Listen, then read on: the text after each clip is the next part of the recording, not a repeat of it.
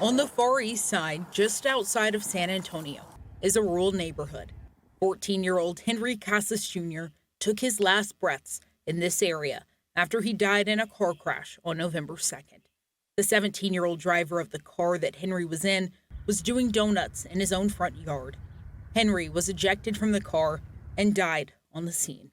In a phone call with Henry's mom, she described the person he was before November 2nd. A fun, loving kid who liked video games and hanging out with his sisters. His life taken so early, and even with the dangers clearly present, neighbors say driving like that is pretty common. I can't sit here and say that my kids or me personally haven't done donuts on my own property. It's heartbreaking. It's heartbreaking when you have kids that have grown up with these kids. It's heartbreaking to know you have kids of your own that have actually done their own stuff on the property, with you right there after you tell them not to do something. Other neighbors said, while doing donuts is a typical practice, this outcome is far from normal.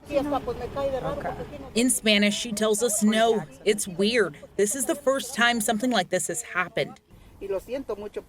I feel bad for the parents. Poor parents.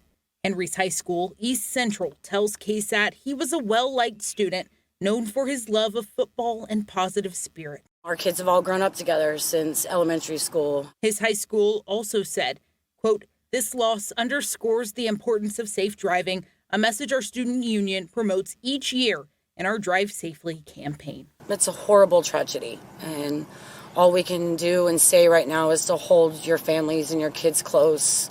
Neighbors tell me they're working on a way to honor the life that Henry Casas Jr. lived and remember him for years to come. Once we have additional information on how that will happen, we'll bring it to you online. Zaria Oates, KSAT 12 News.